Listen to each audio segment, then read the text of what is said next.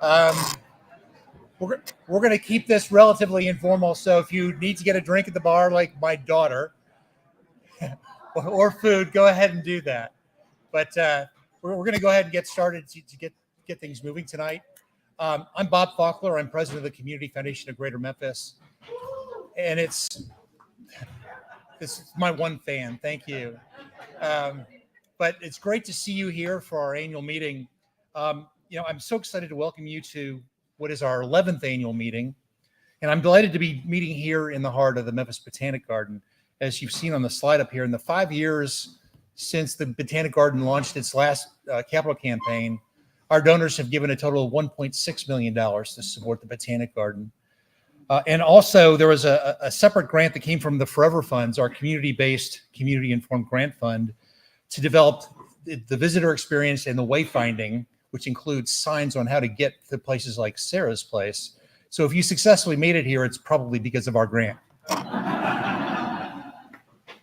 We also manage 3 significant endowments for the Botanic Garden, 2 that were created by the gardens themselves, and 1 that was created by a generous donors. So together, those funds will ensure that the Botanic Garden will be around and will be green for a long time to come.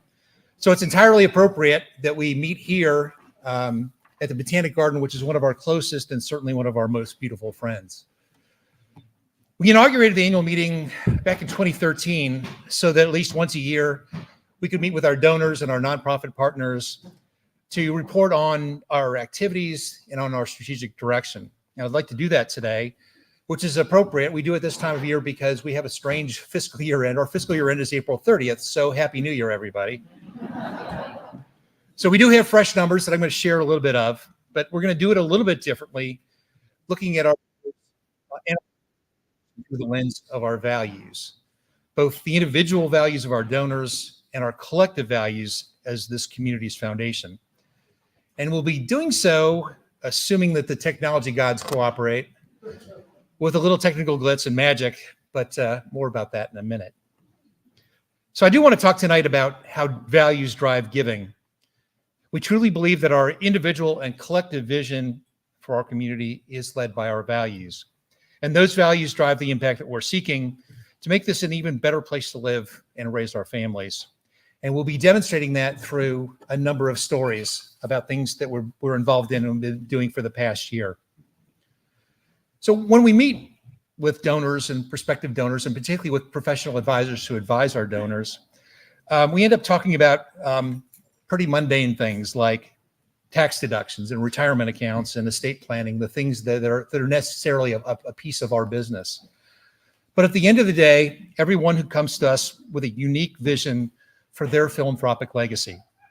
Every individual and family wants to make their own contribution to this community, and those desired impacts are always based on their own individual values.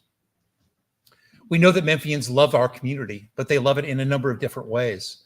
Some of you care a lot about our safety net, those agencies that protect us in times of health issues like a pandemic or other things that endanger our neighbors' health. Agencies like MIFA and Church Health and Christ Community Health. All of those are supported by gifts from donors like you, large and small. Others of you care about the arts, and nothing defines the Mid-South, I think, as so much as the arts community here. So folks, many of you also support Playhouse on the Square and New Ballet and Collage Dance Collective. And the list goes on and on.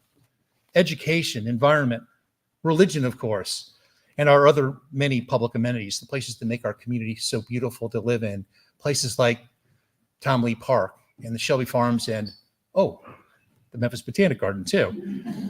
But all of those are built on private donations as well, and from people who care about those institutions and whose personal values motivate them to make gifts to support them. It's the richness and diversity in our donors' individual values that allow us to support a dizzying range of causes and organizations, and I'll talk a little bit about that in a minute. This is what the Community Foundation was founded for 54 years ago, to help our donors manage and grow their giving to the causes that they care about most. So let's go ahead and jump in, see how the gods are doing, and see if we can test this. First, get out your smartphones. So on your tables is a card that says Join our interactive activity. You don't have to play along, by the way, but so there's a QR code. If you scan the QR code, or you can also type in menti.com, menti.com. That's our host site for the night. And it's a really simple, really easy to use site. It'll take you directly to their homepage, and it'll ask you for an 8-digit code to access. And it's that number that's at the top, and it's also on the card, 4253-5475. People are getting ahead of me, and that's cool. So we wanted to start, this is just to test the systems. We wanted to start by asking you a question. So as we all know, springtime is the greatest time in Memphis, and we have a lot of great places to go outside and otherwise at this time of year. So there's a couple of them listed. What's your favorite place to go this time of year? All you have to do is click on your favorite and hit submit, and hopefully it shows up here in real time.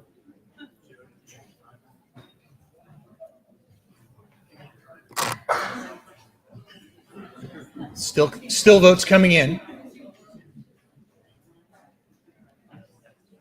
But it's pretty clear where we're headed. I think that the Overton Park Shell and Shelby Farms have been such huge assets to our community. And it's great to have them as well as the amenities. I know one person who said inside. There are some allergy issues related there, I think.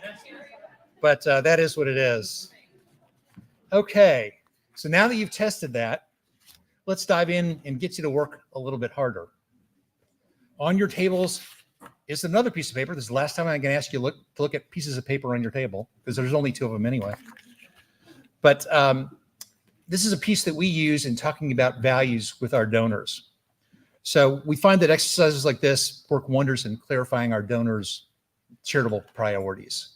So on there are dozens of typical values, everything from acceptance to wisdom, with stops along the way at community and diversity and faith and family. So again, we want to hear from you. Most of us identify with several of these values, and that's cool. But I do want you to just pick one value, and it doesn't have to be on the list. You can make up your own value. But what's the one value that you think best expresses the guiding values of you and your family in your philanthropic journey? What would that be? You got 1 vote in so far.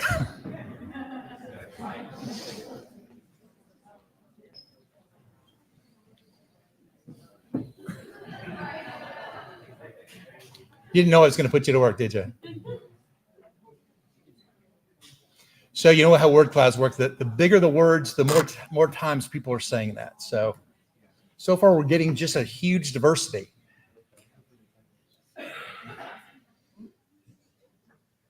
I'll give you a couple more minutes, another minute.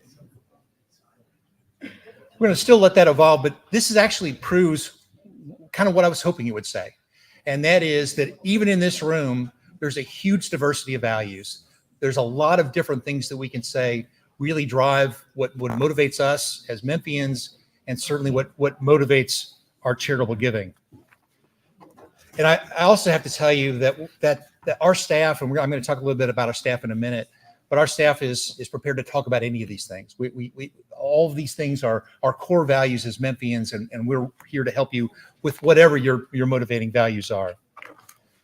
Your values inform your giving, and that's what I'm saying. The diversity of values that we just saw produces the broad range of agencies that our donors support.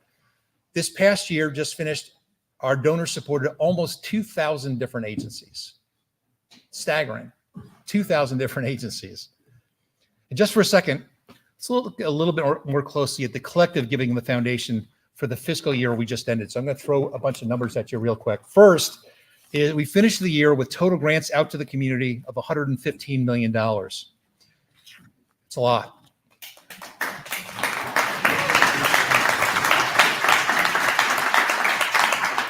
Now, I'm a former investment banker. When you see numbers trending down, you go like, that's not really what I was hoping for. But I actually think 2 things. One, I think it's understandable. We do not have, there's a lot of discomfort with the economy right now, and the financial markets in 2022 certainly weren't helping that much. So I think that makes some sense. But there's another important point here too, and that is, for the last 9 years, we've exceeded $100 million in our grant making. And of the 750 community foundations in the country, I think maybe 10 or 12 can say that. And that's an incredible thing about,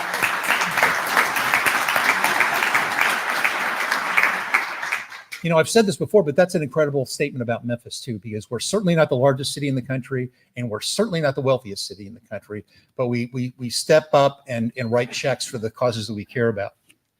So giving back to our community, probably more so than anywhere else in the country, is one of our core community values.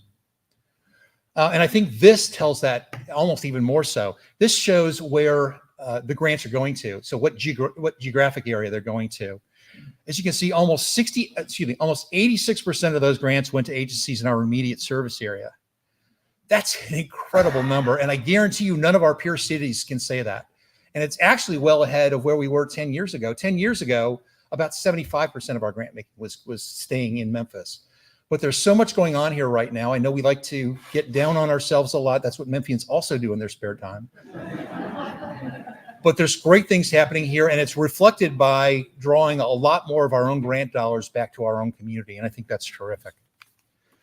In terms of program areas and where those grants are going, we see the range of causes valued by our donors, and again, it gets at the same kinds of diversity we were talking about when we did the values exercise. As with the last couple of years, the greatest volume of grants went to human services, and I think that probably reflects sort of the shadow of the pandemic. There's still a lot of health and human service needs, and then maybe some immediate needs like food bank and MIFA for the sort of emergency needs, those kinds of things. Second is education, which is interesting. Before COVID, education was consistently number one for our donors.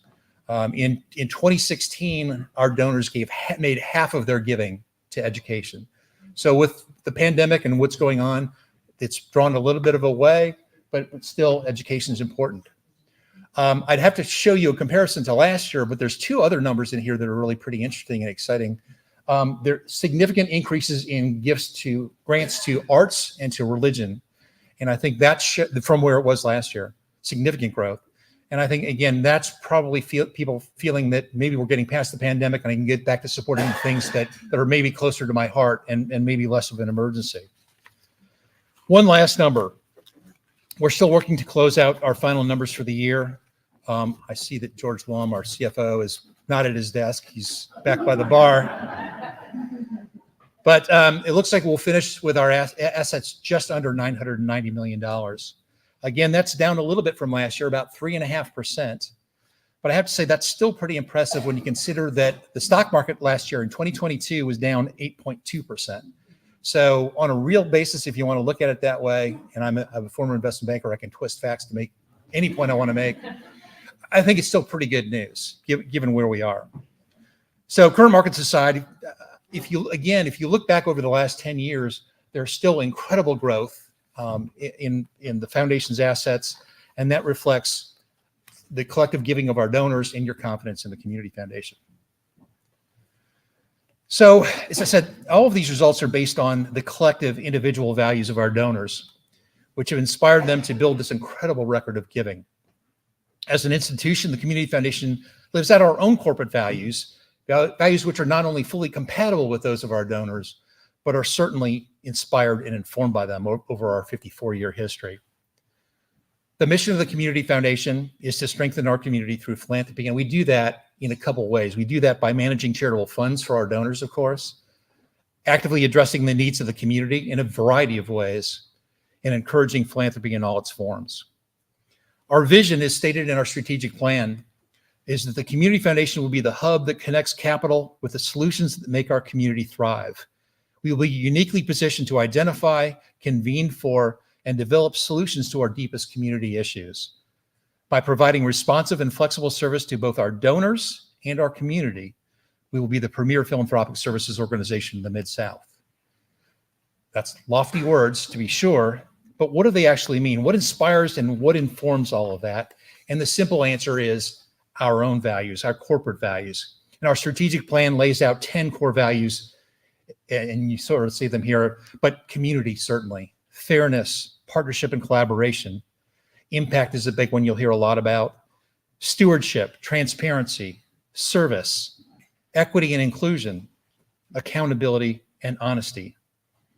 These are the values that guide our relationships with our donors. Stewardship and accountability, for instance, are so critical when we're managing almost $1 billion for our donors. Facing outward to the community, transparency and equity and inclusion are vital in representing ourselves to an extremely diverse region. So it's these values that guide everything we do. We want to discuss a few of them tonight, demonstrating how those values drive our individual and collective giving. And I promise you won't have to just hear me talk about them. So as I just said, stewardship is incredibly important to us, particularly as it defines our relationships with our donors.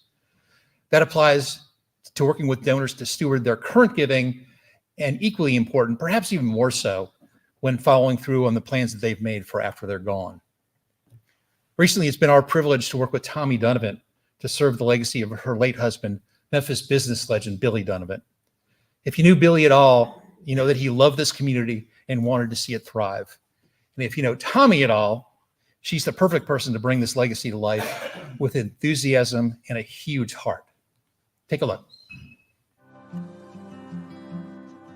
I used to tell him that I fell in love with him because of his given heart and his given spirit. It was always on his mind to give.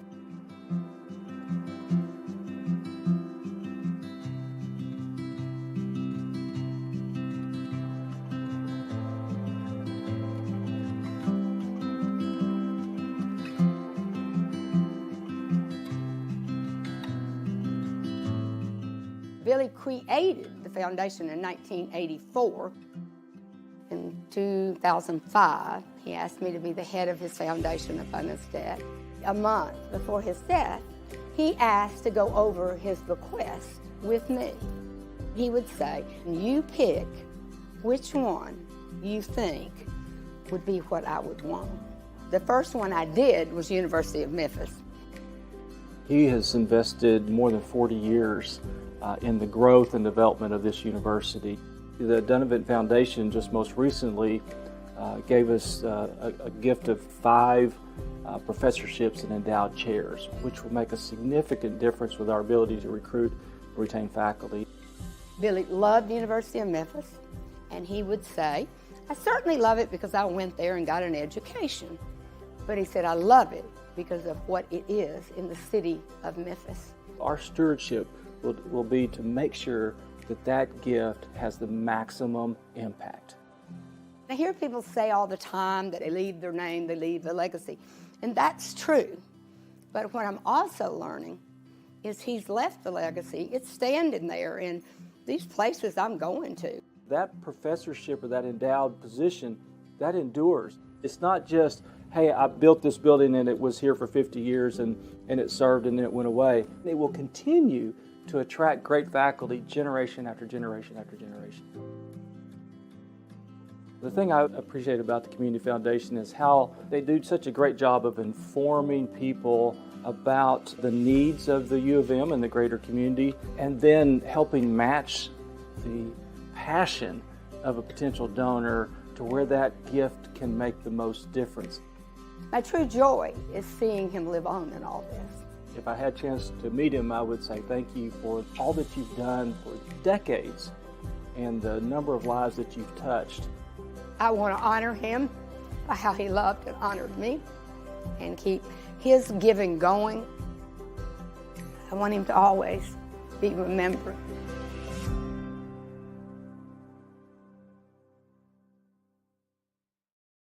So passionate about everything that she does, and nothing is more important to her than fulfilling Billy's wishes. She's worked tirelessly over the past many months to ensure that Billy's legacy will be one of building and sustaining a better Memphis. And we're here to help Tommy. That's also part of our job, supporting her and ensuring that her wishes and his wishes are carried out. We take the lead in managing dozens of funds like this, most of them without somebody like Tommy at our side. But it's something we take very seriously, and donors have relied on us to steward their own wishes for decades, often in perpetuity. Which brings us to community. There are so many examples of community values driving our giving and our activities. And we saw one of them earlier tonight. The one I like to always point to is Give 365. We formed Give 365 13 years ago with the sole purpose of lowering the bar for emerging philanthropists to learn about and get more involved in our community. In the years since, Give 365 has invested over $800,000 in 94 different agencies across our community. But more importantly, it's been the doorway for hundreds of individuals and families to get involved, which was our goal. This year, Give 365's grant-making theme was Rep in Memphis, programs that reimagine resident participation and leadership in Memphis communities. The membership chose that theme. They came together, reviewed dozens of proposals from local organizations, and heard pitches from the finalists that they selected themselves. And earlier tonight, we announced the 9 agencies that they chose to receive grants this year.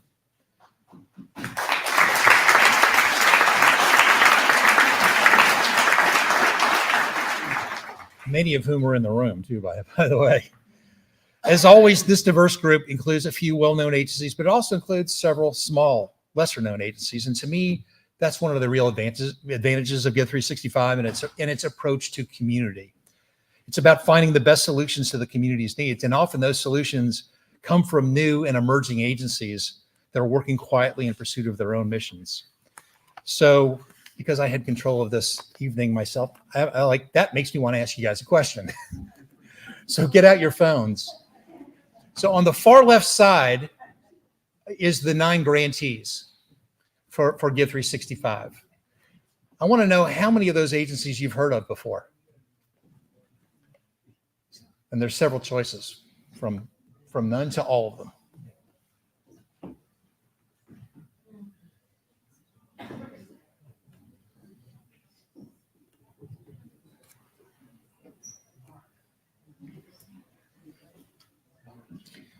Thanks, you guys, for making me look good.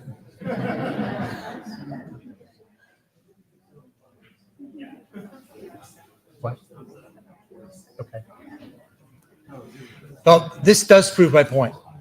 So you've heard of many of them, but most of you have not heard of all of them, which is one of the great things that Give 365 does in sort of turning over the earth and finding those new and emerging agencies. That's the power of a program like Give 365 to better serve our community by uncovering and lifting up agencies doing great work, often without the recognition of their better known cousins. So I talked about staff, and a minute ago, I also talked about accountability as one of our core values. We're very serious in recognizing that we owe our donors the highest level of service and execution. I don't think the staff hears me say anything more important than talking about service to our donors. We need to manage your gifts and grants, invest your funds, and report all of that back to you in an accurate and timely manner. And increasingly, you've asked for more than that, even broader arrays of services to help you with things like selecting your grantees, understanding community needs, and dealing with multi-generational giving. The resources that we have to answer all of these calls is, of course, our wonderful staff. And there you see us. This is what we do on a Friday morning. We go out in front of our building and get our picture taken. We just reorganized our staff to focus on our 2 main missions: philanthropic services and ACT. Philanthropic services focuses on everything that we do with and for our donors, managing your funds, enhancing your giving through personalized services, which really means understanding your values and helping you attain your values, bringing new funds in the door, and seeking resources from our donors and the community for our other work. Our new philanthropic services division, headed by Veronica Jameson, includes all of these activities. Our community impact division, under the leadership of Ariel Ozuzu, the quiet, shy, retiring Ariel Ozuzu, manages our grant programs funded by the Forever Funds. It also includes Give 365, our scholarship funds, and all of our community information efforts anchored by livegivemidsouth.org. Sorry, Ariel. These 2 cornerstone divisions are supported by our executive, finance, and marketing communication efforts to ensure that those 2 core areas, oh, and she was out of the room.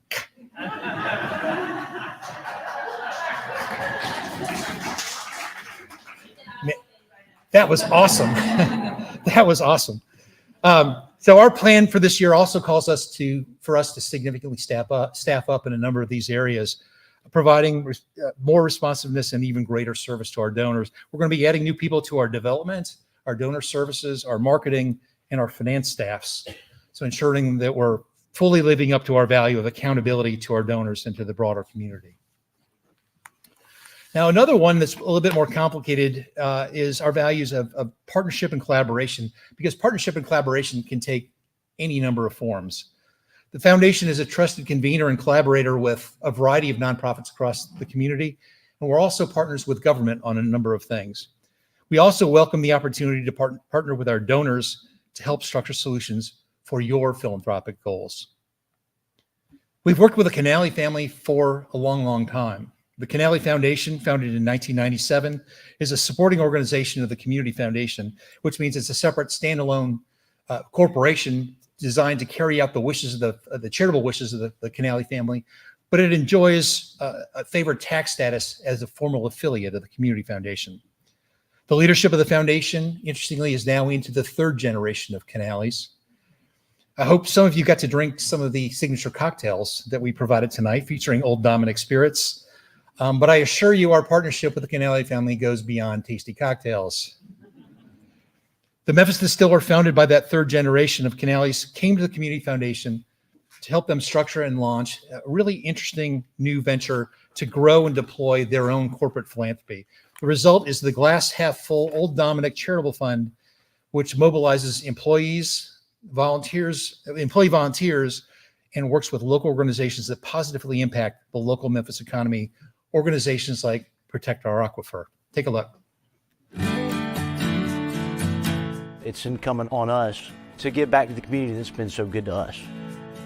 The Glass Half Full Charitable Fund has been an employee-driven effort to really build relationships and be a part of the community that we're in. Old Dominick has such a prominent place in the community. It's a great way to leverage that and also engage our staff and give back.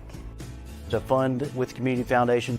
We treat it just like it's a 501c3. The board consists of employees. We go through that grant process and we'll get together and vote on who the partner is going to be and trying to lay out a strategic plan.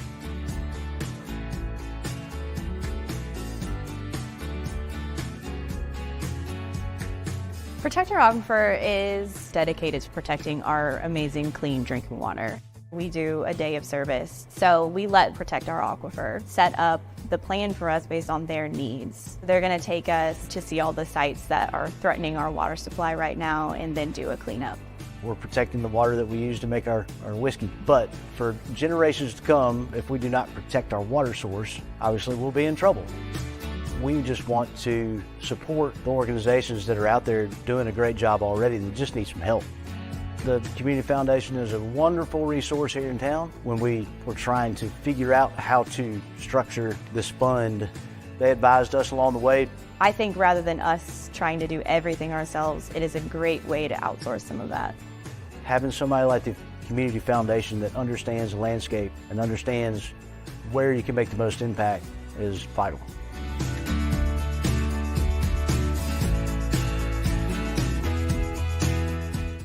Amazing what the Canale Foundation, Canale family is doing to bring together their employees and their own corporate vision for their own philanthropy, all under the banner of the Community Foundation, is a perfect example of partnering and collaborating really at the highest level to maximize the impact on Memphis and the Mid-South.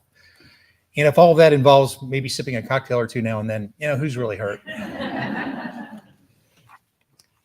While service has been a value of ours since our founding in 1969, we're at an especially exciting time of growth for our philanthropic services and all the ways we're able to offer enhanced resources and customized tools to our donors and our community partners. For more than a decade, we've developed programming and services to inform our donors on community needs and available resources. In recent years, we've hosted a variety of forums that have been extremely well attended by our donors on a variety of topics, such as breaking the cycle of poverty in our community, the importance of producing and retaining Black college graduates, communicating your family's values to the next generation and the generation after that, the importance of our nonprofit arts community to the broader community, and many, many more. We've organized site visits to dozens of local agencies, including Port Leith, UT Health Science Center, the Hospitality Hub, Mid-South Food Bank, St. Jude, just lots and lots of places. just to name a few. We also built and maintain livegivemidsouth.org, a state-of-the-art resource for community data and comprehensive directory of local agencies. We believe that all of this programming is vital to getting our donors the best information available, and that's because we think that the better informed donors we have, the better their grant making will be. Okay, one more time. Get your phones out. This one's a little bit of like an essay question, so be careful. So we've done a lot of this great programming over time. What we're trying to do is just gather just some quick thoughts off the top of your heads of what kinds of programming you'd like to see. Anything. It could be an agency you'd like to go visit. It could be a discussion of any other particular issue. It could be hearing from an important voice, kind of just whatever else, because what we're going to try to do is just capture those answers and take it back to our offices as we plan for the future. Oh, there you go. There we go. Animal rescue. We have, not surprising, we have so many donors that are so interested in animal issues. Criminal justice. We hear a lot about criminal justice these days, don't we? Give you another minute or so, because we really just want to grab this information and take it home with us, because we don't really get a chance, except in this forum, to really hear from our donors one-on-one, or 150 to 1. Okay, I'm going to move on, but go ahead and keep throwing stuff up there, and certainly let us know. It's just so important for us to be responsive to what you want to hear. We know what we think is important, but we really want to hear from our donors on the kinds of things that you think are important. And again, you're seeing also the huge diversity of things that our donors are interested in as well, illustrating my earlier point. Okay, in addition to these community-based services, we've been developing very specific programming to develop our donors' philanthropic skills. Members of our team have become certified family philanthropy coaches, and that's something that's happened just over the last couple of years. And Caroline Kupler is spearheading education efforts for both professional advisors and the next generation of philanthropists in our community. In fact, just last month, we completed our first cohort of what we call the Next Gen Philanthropic Initiative, which encourages emerging philanthropists to use their values and vision to inform their own strategic giving plan. So this is a picture, by the way, of the 8 survivors from our first Next Gen program. And we really want you to give you a feel for what they went through and hear from them. As we think about philanthropy, likely primarily think of resources as it relates to dollars and cents, but it's so much more than that. It truly is your time, your talent, your treasure, and your ties. The Next Gen Philanthropic Initiative is a program that connects a younger generation of gift givers in the greater Memphis area to other gift givers. It's a program that we created to cultivate, engage, connect, and inspire the next generation of Mid-South philanthropists. Rather than just simply writing a check and assuming good things are going to happen, philanthropists today, particularly younger folks, want to see real change in the community. And also roll up their sleeves and get involved. And those changes are based on what their personal values are. It's about 4 or 5 meetings over the course of about 4 or 5 months. We'll let everybody introduce themselves. We started with an inspirational meeting at Pitt and Barbara Hyde's house. We had dinner and heard from them and where they came from on their philanthropic journeys. They've been interested in growing the next generation of philanthropists for quite some time. And they decided that we were the perfect partners since we are the community's foundation.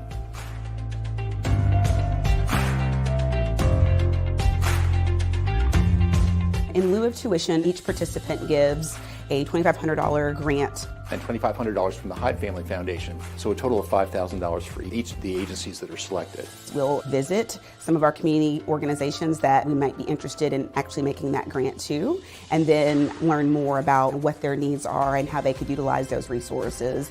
We're from all different walks of life, which I really appreciate. The program really provided an opportunity for us to understand where our various and diverse passions and visions are.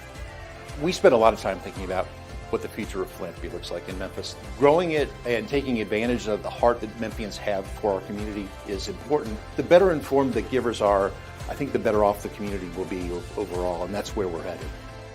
As Memphians, we have a lot to be proud of and a lot that we can work towards. When we all participate, we really can see the change that we want to see in our city.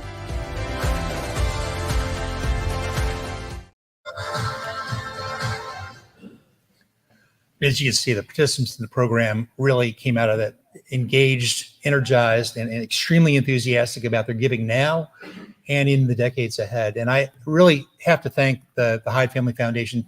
Pitt and Barbara were really inspired to support this because they know where their giving is going, but they're worried about who's coming after them. They call it building the philanthropic bench, and they really saw us as the best partner to do that.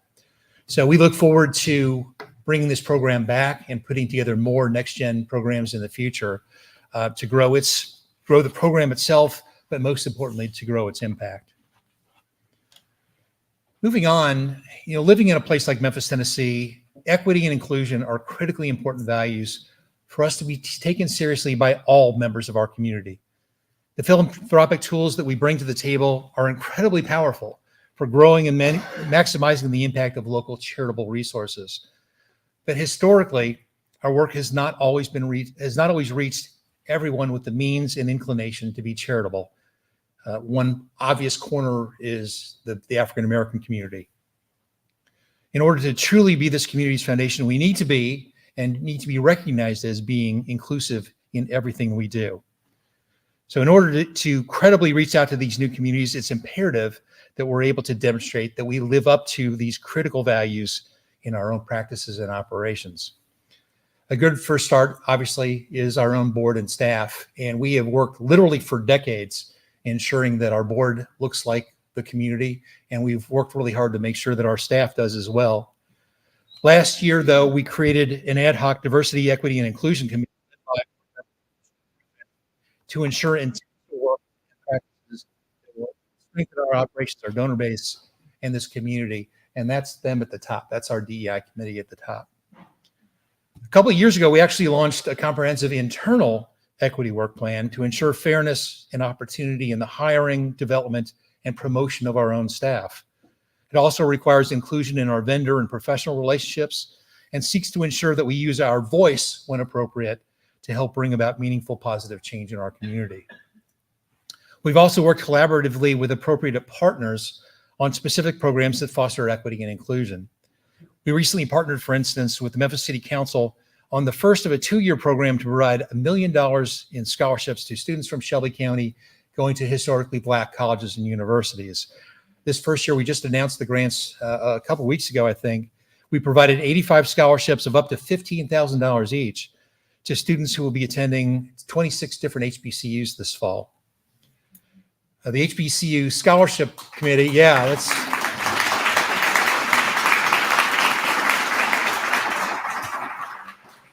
Thank these people at the bottom. That's our HBCU Scholarship Committee. A couple of them are in the room too.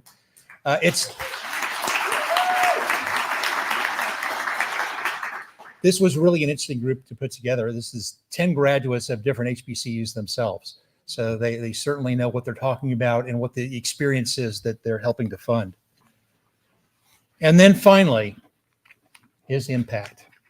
The collective impact of our donors investing over $100 million a year by itself is huge.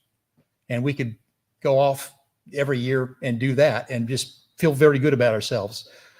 Through the vision of our Board of Governors, though, we've determined to dramatically increase that impact by building and growing the Forever Funds as a permanent, major, growing source of funds for annual community-based grant making. This year, the Forever Funds awarded $580,000 to 38 organizations. 47% of those organizations were led by a CEO or executive director of color. These are organizations that have their boots on the ground every day using compassion and innovation to serve thousands of our neighbors. We just last week, our board just approved the budget for the Forever Funds for this coming year, and that budget is $1.6 million, demonstrating increased funding and promised increased impact for the coming year.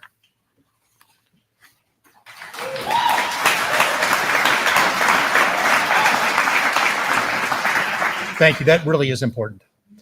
There are hundreds of stories of impact from the Forever Funds, but I'll draw your attention right now just to one of them, and it's Building Memphis. Building Memphis works to build the capacity, strength, and resiliency of our community development industry. Community development corporations work in virtually every neighborhood to build and stabilize housing and economic activity, producing safe, affordable, vital neighborhoods.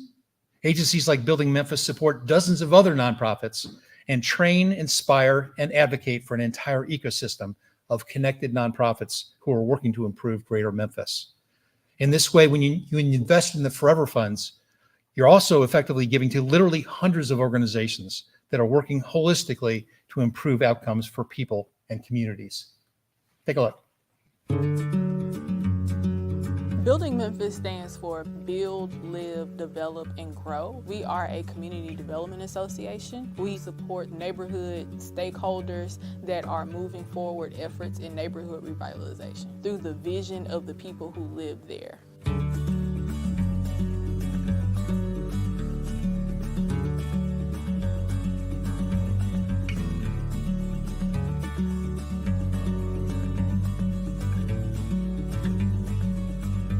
The funding that we have through the Community Foundation of Greater Memphis is the Capacity Building Intermediary Grant, and through the grant we are able to support programming that includes technical assistance for our community development organizations. Being able to have funding to do the work, it expands our capacity to be able to help expand the capacity of the CDCs. The Community Navigators Pilot Program was created to help reduce the barriers that small business owners face in accessing critical support. My name is Lakeisha Wilson. I am the CEO and owner of Fingers Right Braiding Salon. I was involved in the Kingdom Community Builders.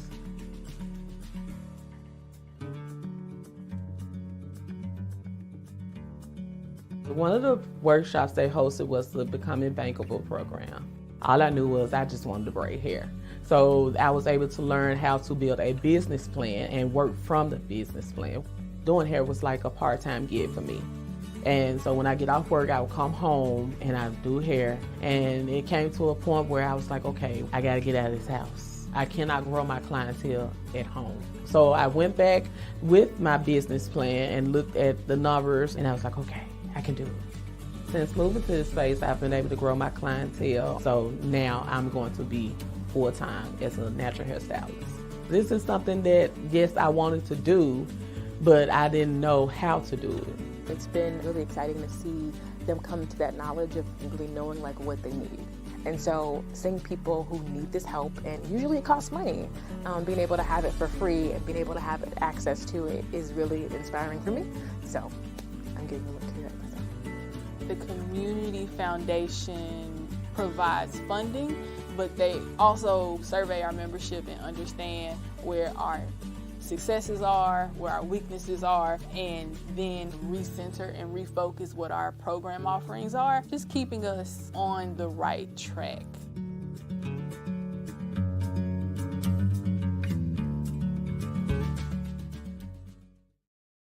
So as I said, Building Memphis is just one of hundreds of such stories that we could show you videos all night, but illustrates the impact of the Forever Funds that the Forever Funds have had over the last 30 years.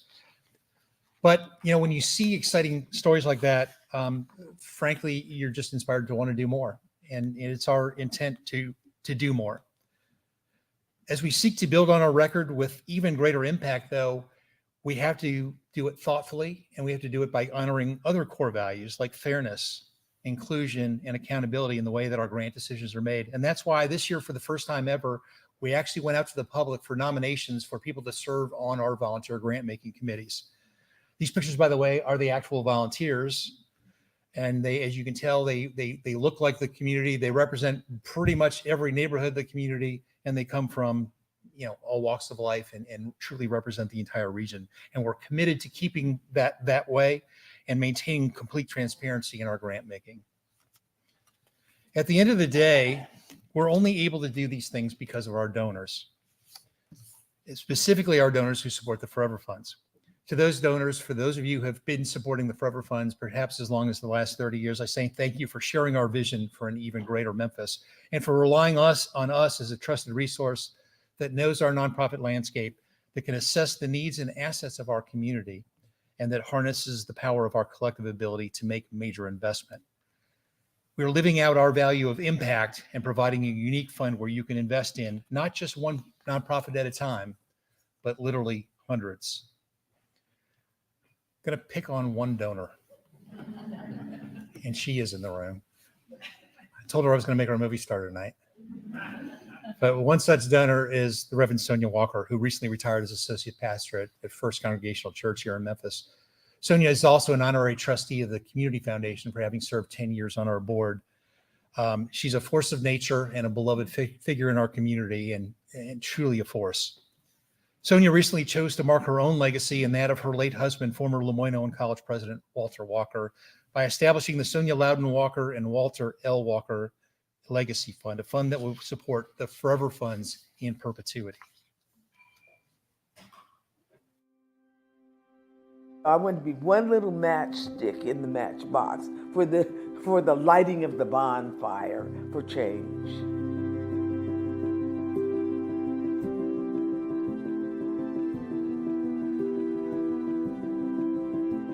I was driving out of my driveway one Sunday morning and reached down to pick up my paper, and the words, the Forever Fund, came to my mind. And I went, that's it. The Forever Fund is a composite of gifts where lots of people put their resources together. So it's undesignated money that can be directed to needs of this community as they rise. And it's a way for my family and me to say, thank you, Memphis, for the quality of life and the kinds of opportunities we've had. It started out with my wonderful congregation making an effort to honor the body of work in which they saw me living. Really what took me to the Community Foundation was I'd been reading about it. I was on that board for 10 years, some years ago. And I've always said I wanted a fund there, but I didn't think my resources would allow that. The fund is named for both of us intentionally because I really respected Walter's work here. He wanted to be a leader in education, particularly in an historically Black college. 3 years after we were here, he was diagnosed with multiple sclerosis and lived 30 years struggling every step of the way. But that was our life, overcoming the barriers. We love this community, and we want it to be better than we found it.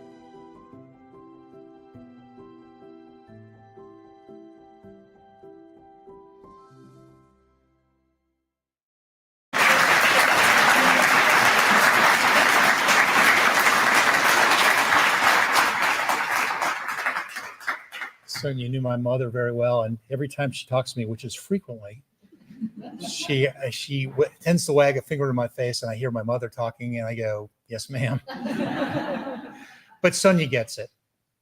She knows that we can craft a better community for ourselves, and that getting there only requires regular people like her, people committed to getting involved in supporting and sustaining a vehicle like the Forever Funds. And it all comes back to values, and those values begin with impact. As we prepared to roll out the Forever Funds in past months, we knew that it was imperative for donors to understand exactly what they stand for. So we engaged in an extensive process to develop and put into words the principles that would guide their operations. The result is what we call community investment principles, which these principles should sound very familiar to you by now from this evening's presentation, because they're quite simply impact, accountability, inclusion, and partnership and collaboration. As we seek to make Memphis and the Mid-South an even better place, it's our values that will guide us. After all, community is not just a collection of people that share a point on a map. It's the efforts and institutions that they create to connect, protect, and strengthen them. It is to secure and sustain these efforts that we've put our 50 years as the most trusted philanthropic organization in the Mid-South to work, enabling everyone to invest in the next important solution that our community deserves, and the next one after that, and the next one after that. More than ever before, there's a time to act. We believe that time, that moment is now. And that's why we built the Forever Funds. It's how Memphis meets that moment. Since 1969, our donors have been answering the call by supporting the causes and agencies that satisfy their own values. And you will continue to do that in the decades ahead, and we'll be here to support you in that. But the Forever Funds offer a unique chance for all of us to come together, to merge our resources and our deeply held collective values to have the greatest possible impact on our community. And in the months ahead, you're going to be hearing a lot more about the Forever Funds and how you can possibly take a role in helping us build a permanent endowment that will support this community forever. And we hope you'll find a way to join us. Thank you all tonight.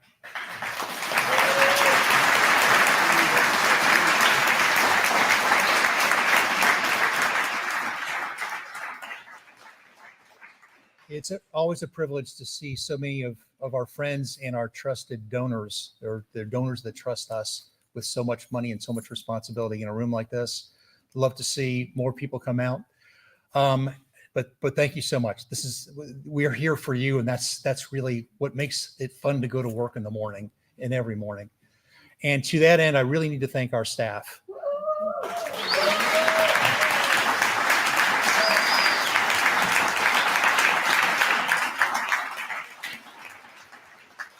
Our staff has worked tirelessly. Well, our staff works tirelessly every day, but on this particular event in particular, there's been a lot of work went into it, as you can imagine. Would you just wave your arms?